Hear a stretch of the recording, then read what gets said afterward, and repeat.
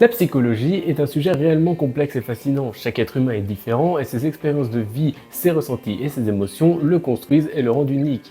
Pour moi, un bon personnage de fiction, c'est un personnage qui fonctionne par lui-même, selon son vécu et son caractère. Là-dessus, Nami est réellement un excellent personnage, et je dis pas ça parce que c'est mon personnage préféré, tout univers confondu, mais de son histoire à son développement, Oda a su écrire un personnage réellement complet, et c'est ce que je vais tenter de vous démontrer dans cette vidéo. Salut à tous, moi c'est Oni, et bienvenue dans le premier Psycho-Perso dédié au meilleur personnage de l'univers, et j'exagère à peine, Nami. Hop, on va parler One Piece, alors une alerte spoil est enclenchée.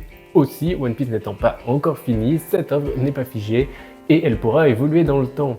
Si le concept vous plaît, n'hésitez pas à lâcher un like et à partager, ça me ferait grandement plaisir. Alors je vais pas commencer par le début de sa vie, mais je vais plutôt commencer par l'essentiel. Qui est Nami? Nami, c'est la navigatrice du futur roi des pirates. Et donc elle se doit un petit peu d'être la meilleure navigatrice, et c'est vrai que là-dessus, on va pas se mentir, dans One Piece, on a absolument vu personne encore égaler Nami en navigation. Elle est capable de prédire n'importe quelle tempête, n'importe quel ouragan, et il y a même quelque chose d'un petit peu bizarre avec ça, c'est-à-dire que Vivi affirme qu'elle ne fait pas que prédire la météo, elle ressent les changements dans son propre corps. Ce qui me fascine avec Nami, c'est qu'on n'a pas toute l'histoire de sa vie. En fait, on en a une grande partie, mais à l'instar de Sanji qui a eu son développement sur le Baratie lorsqu'on l'a rencontré, on a eu la véritable histoire de Sanji plus tard sur Whole Cake. Là, avec Nami, j'ai un peu espoir que ce soit pareil. Effectivement, on connaît son histoire et son enfance sur Kokoyashi, mais on ne sait pas tout à fait ce qui s'est passé. On a juste des bribes du passé. Et oui, Nami naît dans le royaume d'Oikot, un royaume mystérieux qui a été victime d'une attaque de pirates. C'est sur cette île que Belle-Mère aurait rencontré Nami et Nojiko, deux enfants qui ne se connaissaient pas, mais qui ont été réunis par la force du destin, ou en l'occurrence par la force de la guerre. Bref, ce qui est intéressant, c'est que c'est un royaume qui porte le nom de Tokyo à l'envers, et il y a beaucoup de théories là-dessus. Je vous laisse vous faire votre propre avis, mais j'avoue que j'aime bien croire que Nami puisse être une potentielle arme antique, ou du moins, Nami pourrait être la princesse du royaume d'Oikot. Comme je vous l'ai dit, sur Oikot, Belle-Mère a rencontré Nojiko et Nami. Sur Kokoyashi, donc Nami va vivre chez Belle-Mère, qu'elle considérera plus tard comme sa mère, peut-être pas sur le coup, mais au final elle la considérera quand même comme sa réelle mère.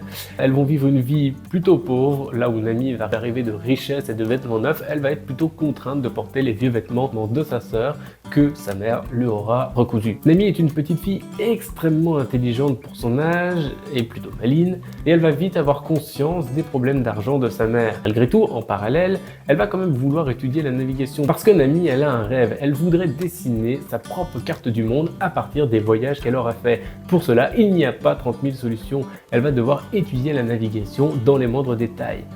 Mais sa mère n'ayant pas beaucoup d'argent, elle va choisir de voler les livres à la bibliothèque. N'étant pas encore très habile au vol, elle va vite se faire prendre par Genzo. On voit bien, donc déjà rien qu'avec ces petits éléments mis à droite à gauche, que Nami est une petite donc intelligente et qui a déjà un petit lien avec l'argent un petit peu particulier.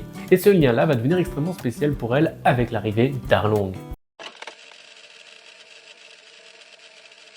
À l'arrivée d'Arlong, la petite vie de Nami va être complètement transformée et va créer le personnage qu'on connaît aujourd'hui. Arlong est un personnage extrêmement intéressant qui mériterait d'ailleurs son propre psycho-perso, si jamais ça vous tente. Mais en réalité, c'est juste, en tout cas à cette période-là, un méchant comme on les aime.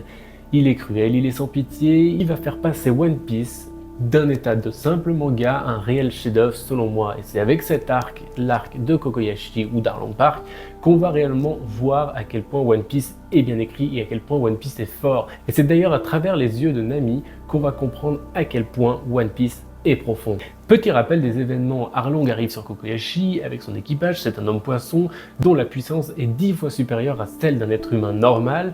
Alors autant dire que tout le monde a peur face à cet équipage de pirates. Il va réclamer une taxe pour chacun des habitants, 100 000 berries par adulte et 50 000 par enfant. Je vous passe les détails, mais du coup, Arlong va être amené devant la maison de Belle-Mère. Il va lui demander de payer la taxe comme tout le monde et elle va avoir pile 100 000 berries. Ces deux filles étant absentes, ils vont tous croire que cet argent c'est pour belle-mère. Belle-mère, elle ne pense pas tout à fait comme ça. Les 100 000 berries c'est pour ses filles, elle n'a pas de quoi payer. Les hommes poissons vont alors être cruels et vont lui ôter la vie juste devant les yeux de Nami et Nojiko. Et là le sort va un petit peu s'acharner sur Nami. Vous vous rappelez, je vous ai dit qu'elle avait un rêve, celui de cartographier le monde entier à partir de ses voyages. Et ben un homme poisson va tomber sur l'une de ces cartes et va reconnaître l'extrême justesse de cette carte. Nami va leur être utile, elle va donc être kidnappée par les hommes poissons. Et là, le début du calvaire commence et son lien avec l'argent va se renforcer. Nami, on l'a vu, elle est intelligente et elle a un lien un peu particulier avec l'argent. Et au-delà de ça, elle a un rêve qui va la tenir. Elle va donc aller marchander avec Arlong. Imaginez-vous à sa place, elle a 8 ans, si je dis pas de bêtises, elle a 8 ans et elle va aller marchander avec le meurtrier de sa mère. C'est juste extraordinaire. On l'a dit aussi, elle a été élevée par belle-mère, elle va être inspirée par toutes ces femmes de caractère et en fait, 8 ans, c'est déjà une femme de caractère alors qu'elle n'a que 8 ans et ça c'est réellement exceptionnel. À partir de là, Nami va même carrément développer une nouvelle compétence qui est celle de la loyauté. Alors certes, elle n'aura pas la loyauté mettons d'un Zoro qui est pour moi le Mugiwara le plus loyal de tous, qui est le second Luffy, qui est là, qui assure les ordres, il ne partira jamais, c'est vraiment le gars sur qui on peut compter absolument. Mais je dirais que Nami est pas loin d'être la deuxième, ou en tout cas dans le peloton de tête des personnages les plus loyaux de tout One Piece. Nami, elle va se sacrifier pendant 10 ans de sa vie à peu près, je crois, 10 ans de sa vie, pour tenter de sauver son village en fait. Elle va marchander avec Arlong, lui proposer un deal, 100 millions de berries, c'est la somme qu'elle aura à réunir pour acheter le village. Et pendant 10 ans, c'est ce qu'elle va faire. Alors elle va voler aux pirates, parce qu'elle va du coup vouer une haine totale aux pirates, vu que ce sont des pirates qui lui ont pris son village, qui lui ont pris sa mère. Elle va donc leur vouer une haine totale, et du coup, elle va faire le choix donc d'aller voler des pirates, parce que selon elle, c'est de l'argent sale quoi qu'il arrive. Tout le monde dans le village va être au courant de ce qu'elle fait, et ils vont tous choisir de se taire pour ne pas lui faire porter un quelconque fardeau sur les épaules. Ainsi, elle sera libre de faire ce qu'elle veut. Si elle veut les trahir, elle sera libre, elle en aura déjà bien assez fait pour eux. Nami va alors être marquée de l'emblème d'Arlong comme faisant partie de son équipage. Imaginez, mettez-vous 2 secondes à sa place, le calvaire que c'est. Non seulement tu es en train de marchander avec le criminel qui a tué ta mère, mais en plus tu portes sa marque, tu fais partie de son équipage, tu n'es même plus libre en tant que personne, tu appartiens au criminel de ta mère et au criminel qui a détruit tout le village. Au-delà de ça, en guise de soutien, Nojiko va choisir elle aussi de se faire tatouer. D'ailleurs, c'est un passage qui est complètement oublié, qui est pour moi lourd de sens, c'est un passage qui est complètement oublié dans le live action de One Piece, qui me fait un petit peu détester la partie Arlong Park du live action de One Piece. Mais ça, ce serait peut-être pour une autre vidéo. Bref, lors d'un de ses voyages pour aller voler encore de l'argent aux pirates, elle va rencontrer Luffy, un pirate réellement hors norme. Tout d'abord, elle va être hostile à lui, puis en fait, elle va se surprendre à rire à nouveau auprès de ce pirate-là. Si bien que sur l'arc baratier, elle va être contrainte en plus en se rapprochant de Kokoyashi, elle va être contrainte de trahir Luffy et de s'emparer de leur bateau, mais c'est une contrainte réellement à contre-cœur, et c'est pour moi à partir de ce moment-là que le personnage de Nami devient réellement fascinant. Sa trahison envers Luffy la rend tellement complexe. On va avoir donc sur l'arc Arlong Park une Nami réellement divisée en deux, partagée entre elle veut être avec Luffy et partagée entre c'est son combat, c'est son problème, c'est ce qu'elle fait depuis 10 ans, elle essaye de sauver son village, elle seule peut y arriver, elle a tout pris sur ses épaules à cause de sa loyauté malheureusement. Mais du coup, elle va être réellement tiraillée entre ces deux oppositions-là, et on va avoir Nojiko qui va d'ailleurs ajouter un petit peu sa pierre en disant mais laissez-la tranquille, en tant que sœur et en tant que soutien de sa sœur, elle va juste dire ne détruisez pas le combat qu'elle mène depuis 10 ans, vous n'avez pas le droit, vous ne connaissez pas l'histoire, vous ne savez pas ce qui s'est passé. Et d'ailleurs, Luffy en tant qu'excellent protagoniste, il méritera, il aura son psycho-perso, je vous le garantis, mais en tant qu'excellent protagoniste, Il va d'ailleurs exactement faire ce que Nojiko dit. Il ne connaîtra pas l'histoire, il ne connaîtra rien du tout de ce qui s'est passé dans le village. Tout ce qui l'intéresse, lui, c'est Nami, et il veut la récupérer et la sauver. C'est tout, point.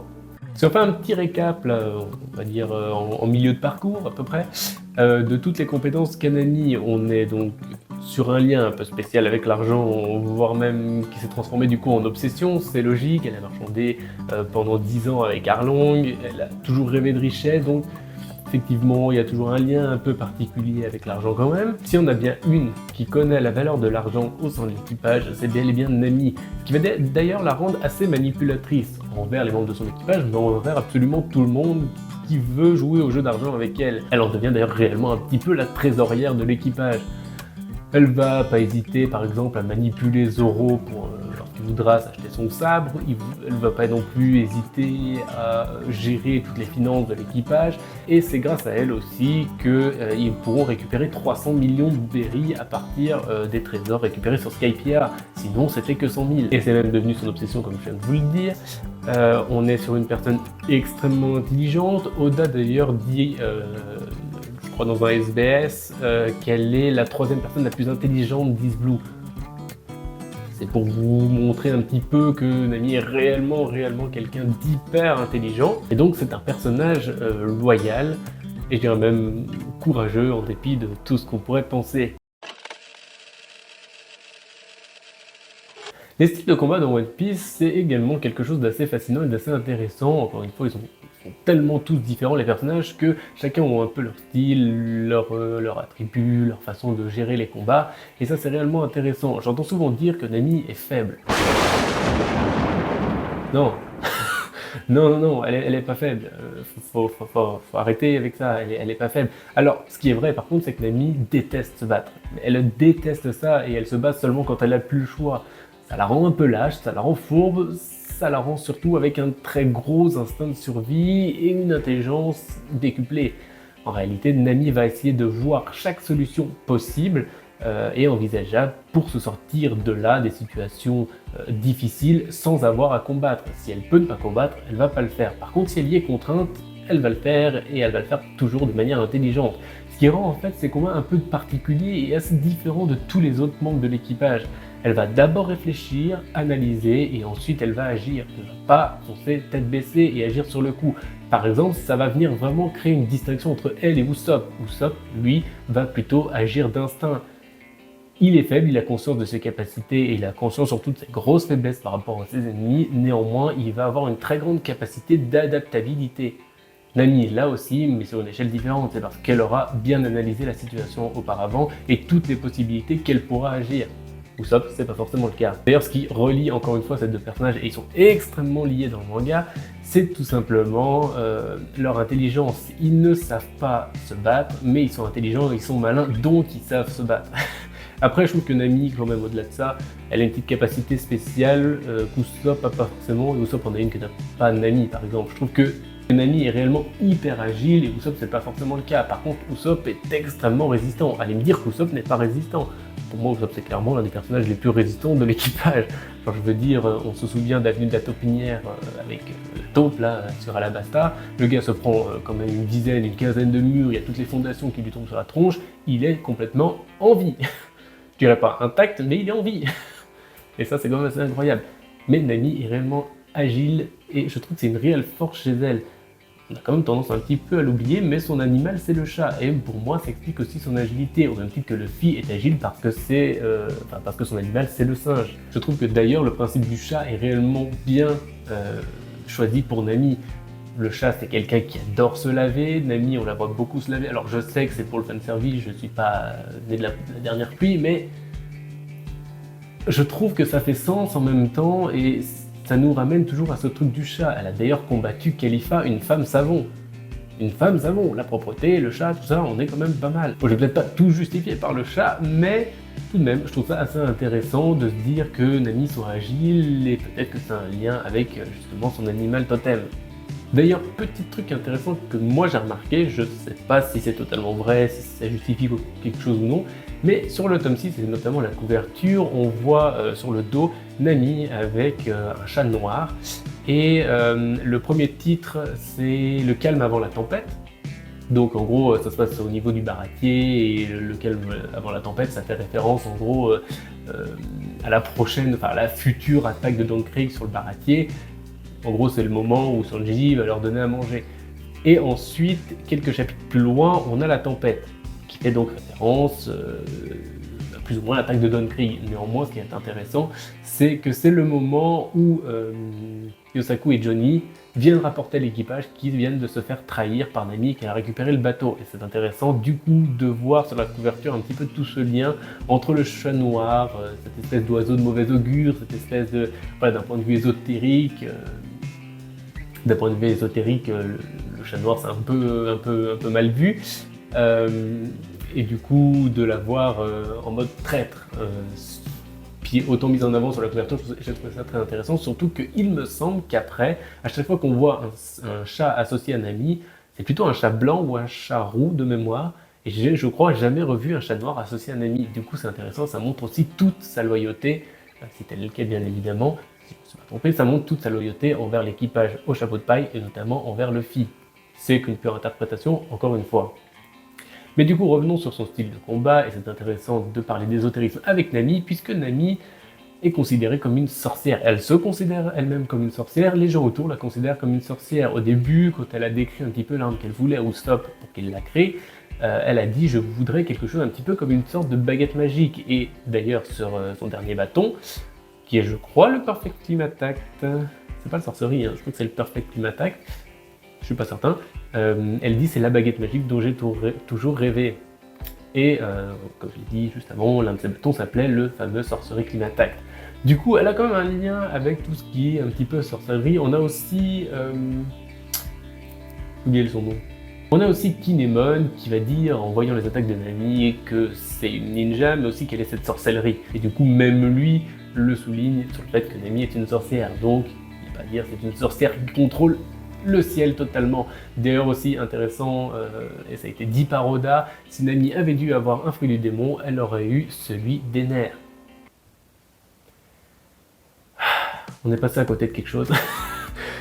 Là, je peux pas m'empêcher de dire qu'on est passé à côté de quelque chose. Imaginez juste Nami avec le fruit du démon des nerfs, si ça se trouve ça va arriver, si ça se trouve ça va être genre son power-up final, genre les nerfs va crever d'une certaine façon, puis elle va manger son fruit.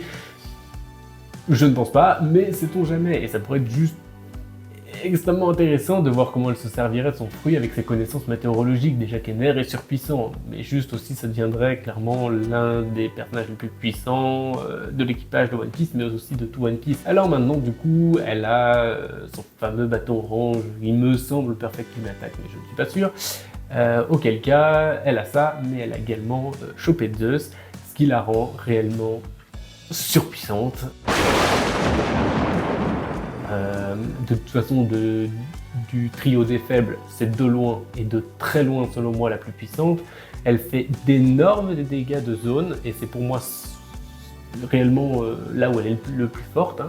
C'est sur les dégâts de zone, c'est-à-dire qu'elle va vraiment attaquer un max d'ennemis, et quand je dis un max d'ennemis, c'est un max d'ennemis, et j'ai toujours l'impression qu'elle en attaque plus que tout le monde.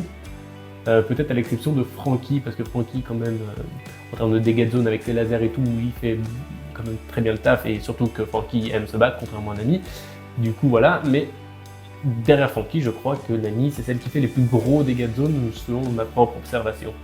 Et du coup, je trouve que ça la rend réellement intéressante. On l'a vu avant l'ellipse se battre, avoir des combats 1v1 et s'en sortir assez bien, assez intelligemment. Et user par exemple du climat, notamment sur la Basta, elle se servait du climat pour faire ses premiers mirages. Face à Khalifa, elle a reproduit cette fois avec 5 mirages. Voilà, elle se sert toujours un petit peu du climat qu'il y a dans la zone pour se battre, et en 1v1 elle arrive toujours à s'en sortir. Néanmoins, on l'a jamais revue depuis Khalifa se battre en 1v1. Elle a vite fait affronter Ulti, mais on va pas se mentir, elle était clairement pas de niveau. Néanmoins, ça reste quand même un dinosaure. Hein. Ça reste quand même un dinosaure. On parle de Nami qui est une simple humaine à la base. Hein. Néanmoins, ce qui est intéressant, c'est de noter aussi que elle sert plus d'arrière-plan, et en tant qu'arrière-plan, elle est surpuissante. Alors, j'ai aucun doute sur le fait qu'en 1v1, elle puisse encore probablement avoir des très très bons combats, mais réellement maintenant sa force c'est sur les adversaires de masse en fait réellement, et c'est là où elle va pouvoir les ralentir, comme elle a ralenti quand même Big Mom 2 fois. Big Mom, Nami 2 fois. Bon, la deuxième peut-être un peu moins voilà que la première, mais la première en tout cas. La deuxième. Attendez, j'essaye de me remémorer. La deuxième, finalement, pas tant que ça. Hein. C'était réellement surtout la première fois qui était impressionnante. La première fois, c'était quand même. Moi, quand j'ai vu ça, j'étais en transe. Bon, bah, on va garder un petit peu un peu de dignité.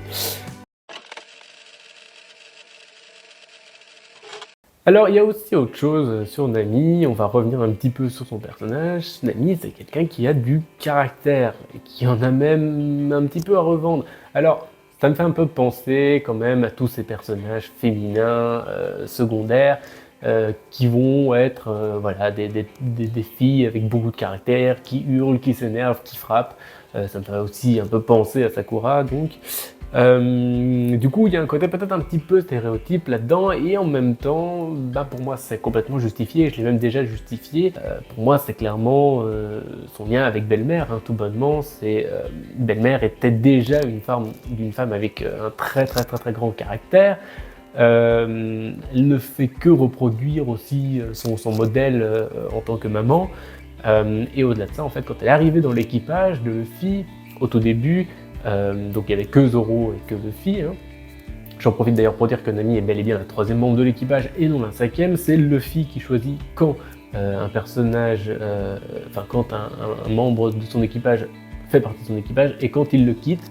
En l'occurrence, il n'a absolument pas autorisé Nami à quitter son équipage, donc bel et bien 3e membre de l'équipage et non 5. Mais du coup, voilà, quand elle est arrivée sur l'équipage, on avait Luffy, l'aventurier qui n'a pas de compétences, si ce n'est une force, voilà, si c'est un fruit du démon, en gros il a une arme si vous voulez, et puis il n'a pas vraiment plus de compétences que ça, si ce n'est qu'il est joyeux. En tout cas, 0 compétence de navigation, 0 de cuisine, 0 de... Bref, c'est pour ça qu'il a un besoin autant de ses membres d'équipage. Et on a Zoro qui est très très fort, très courageux, très dévoué, très tout ça. Mais pareil, il n'a pas de sens d'orientation, il n'a pas de... Voilà. Qu'est-ce que tu fais? Donc elle a dû forcément, comme elle a fait un petit peu avec son village à Avant Park, endosser le rôle...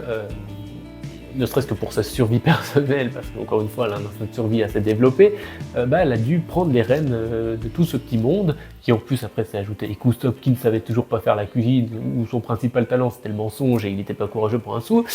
Donc heureusement qu'il y avait Nami pour faire la cuisine, pour gérer la navigation, pour faire un petit peu tout ça et pour emmener le bateau quelque part. Ensuite, Sanji est arrivé, lui délaisser la cuisine et du coup se concentrer sur la navigation, et petit à petit avec l'arrivée de différents membres d'équipage, leurs péripéties et Luffy, Zoro et même un petit peu tous qui ont gagné en maturité, elle a, je trouve, de plus en plus perdu ce rôle de maman de l'équipage, mais pourtant c'était l'un de ses premiers rôles au sein de l'équipage, et c'est très intéressant de voir qu'elle tient autant à prendre le rôle de maman dans cet équipage, parce qu'en fait elle a un lien un peu particulier avec les enfants. Et c'est très intéressant, elle a un côté hyper maternel, Nami.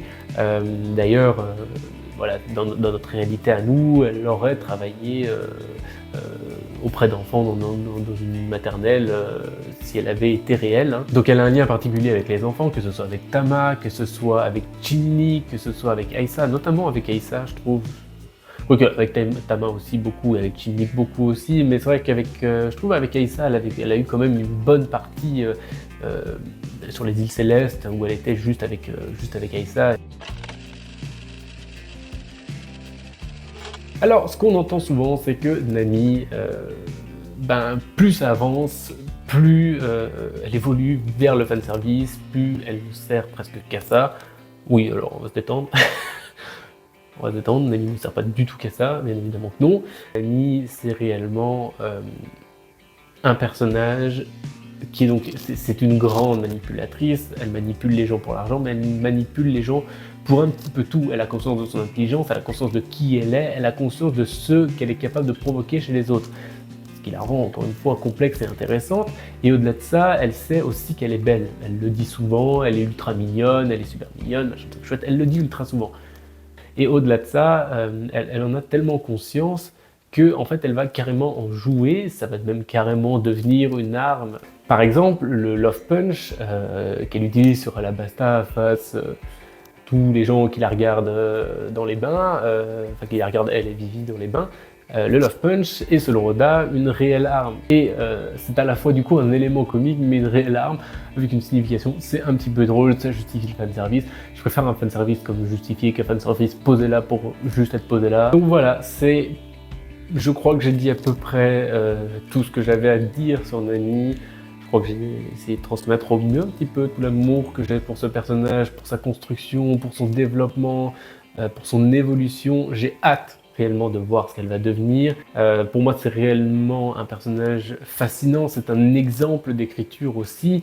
Elle est construite, elle est complexe, elle est cohérente de A à Z. Il y a beaucoup de gens qui ne la comprennent pas. Je trouve ça bien dommage. Beaucoup de gens critiquent aussi le fait qu'elle soit toujours ramenée au fanservice. Mais en fait, comme je vous l'ai dit, hein, c'est oui, il y a beaucoup de fanservice autour de Nami. Mais d'un autre côté, j'ai envie de vous dire, il y a énormément de fanservice tout court dans One Piece. One Piece possède beaucoup de fanservice, c'est une des raisons qui font aussi que ça marche. Alors oui, Nami, elle a des grands décolletés et compagnie. Zoro est constamment torse nu, il y en a pour tous les goûts, juste on le remarque moins parce que c'est Zoro. Honnêtement, il y a beaucoup de fanservice, que ce soit chez les femmes, mais aussi chez les hommes. Voilà, et je trouve que au-delà de ça, comme je vous l'ai expliqué, Nami est quelqu'un qui joue de ses charmes, qui joue énormément de ses charmes. C'est une grande manipulatrice, ça fait partie pour moi de ses qualités et ça construit le personnage dans sa globalité. Et c'est pas juste du fanservice pour être du fanservice. Moi, de mon interprétation, il y a une explication derrière. Maintenant, ça reste du fanservice, bien évidemment. Mais ça n'entache en rien, pour moi, la beauté de ce personnage. C'est un personnage si bien écrit, qui est encore si mystérieux, on a envie d'en savoir plus, on a envie de voir son évolution et pour moi, c'est ce qui fait que c'est un excellent personnage. Voilà, c'est la fin de cette vidéo, j'espère que ça vous aura plu, n'hésitez pas à me suivre sur Insta, tout s'affiche ici, tout est en bas, en barre de description, n'hésitez pas à lâcher un like, à vous abonner, à commenter, faites ce que vous voulez si ça vous a plu, et moi je vous dis à la prochaine vidéo, à plus et bonne nuit.